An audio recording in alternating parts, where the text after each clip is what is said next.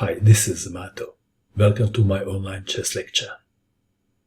In this video I will show you a game between Mikhail and Alexander Koblents. This game was played in Riga in 1957.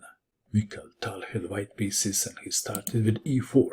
Alexander Koblents played c5, the Sicilian defense. Knight to f3, d6, d4, c takes on d4, knight takes on d4, knight to f6, knight to c3, all the standard moves. Knight to c6, bishop to g5. This is the Richter-Rauzer variation of the Sicilian defense. e6, queen to d2, preparing to castle queenside. Bishop to e7, Tal castled queenside, and Koblents castled kingside. Knight to b3, queen to b6, f3, defending the pawn, on e4 and intending g4, a6, intending b5 later on. White to move. g4 was played. Tal was not interested in grabbing the pawn on d6 with this variation. Bishop takes on f6, bishop takes on f6, queen takes on d6. This variation was not to Tal's liking. He played g4. Rook to d8, intending d5. Bishop to e3, attacking the queen and clearing the g5 square for the pawn. Queen to c7, h4, b5. Perhaps d5 should have been considered. b5, g5, attacking the knight. Knight to d7, white to move. How would you continue to attack? Perhaps h5 comes to mind. Tal played g6, sacrificing the pawn, and whichever way black takes on g6, white plays h5. H takes on g6 was played. h5, g takes on h5, rook takes on h5, knight to f6, attacking the rook. What is the best square for the rook? Tal played rook to h1, intending queen to h2, and then queen to h8, checkmate. d5, preventing queen to h2. White to move. How would you continue? Perhaps bishop to f4 comes to mind. Then black may continue with bishop to d6, and after bishop takes on d6, queen takes on d6. This variation was not to Tal's liking. He played e5, sacrificing the second pawn. Knight takes on e5. If queen takes on e5, bishop to f4, and where is the queen going? After queen to f5, bishop to d3, and white is winning. Back to our game. Knight takes on e5 was played. Bishop to f4, pinning the knight and intending queen to h2. Bishop to d6, queen to h2, threatening checkmate. King to f8, queen to h8, check. Knight to g8. Perhaps king to e7 should have been considered. Maybe it was, but there was a purpose behind this move. Because Koblents had some deep planning, intending to trap white's queen. He was expecting this move, rook to h7. White is threatening. Queen takes pawn on g7. This is what he had in mind. f5, defending the pawn, and now threatening knight to g6, winning the queen. Very clever plan. How to save the queen? What would you do? Mikhail played an incredible move. Bishop to h6, rook to d7. Well, knight to g6 doesn't work, because bishop takes on g7. So, rook to d7 first, and then knight to g6.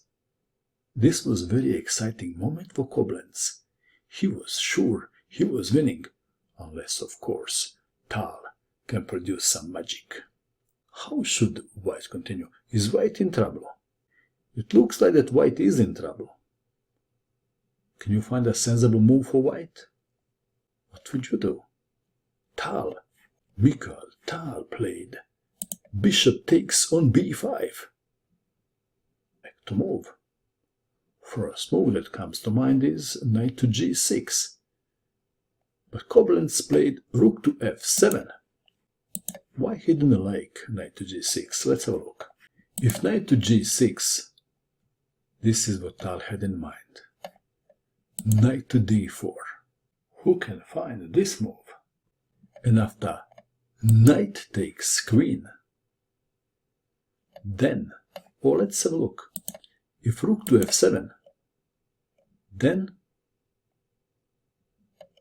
comes an incredible move, which is nearly impossible to find. Bishop to d7.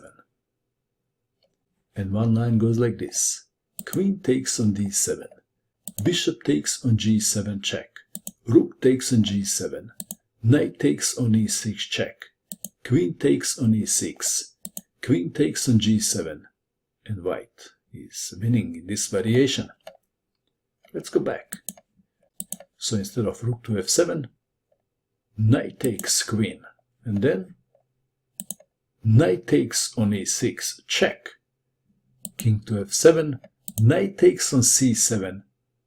Rook takes on c7. Rook takes on g7 check. King to f8. Rook takes on c7 discover check. Knight takes bishop. Bishop to c6.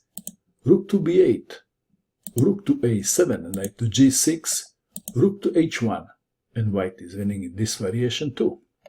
Back to our game. So, after thinking long and hard, rook to f7 was played. Should white save the bishop on b5?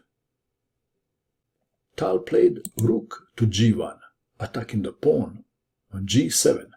Rook to a7.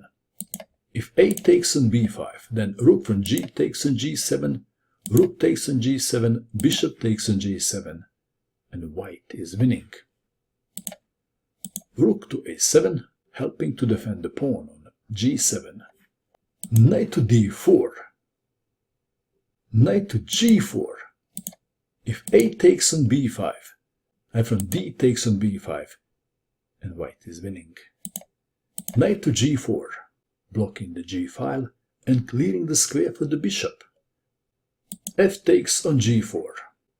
Bishop to e5. Knight to c6. Black to move. Bishop takes on c3 was played. If a takes on b5, knight takes bishop on b5. So Koblents cleverly removed the target. Bishop takes on c3. Perhaps pawn takes bishop was expected. But there was another surprise from Tal. Tal played bishop to e3. What is the purpose of this move? Can you see what is the purpose? This was the idea. If a takes on b5, bishop to c5, check, and after rook to e7, a bishop takes on e7, and white is winning. So, Koblents played another clever move. d4. White to move. Which piece to save? What would you do? Perhaps knight takes rook comes to mind. Tal played another incredible move. Rook from g to h1. What is the purpose of this move? Rook to d7. Well, the purpose is revealed if black takes on e3. How would you continue now in this position if you had white pieces? What was the idea behind rook from g to h1? This is the idea. Queen takes knight, no joking. King takes queen. Rook to h8, checkmate. Back to our game. Koblents played rook to d7. Bishop to g5 now. A takes on b5. At this stage, Koblents again was pleased with his game. It looks like that he defended well, and he couldn't see how white can make a progress. But Now Tal made another incredible move, which is not easy to find. Rook from 1 to h6. What a move. What is the purpose of this move? Let's play a random move.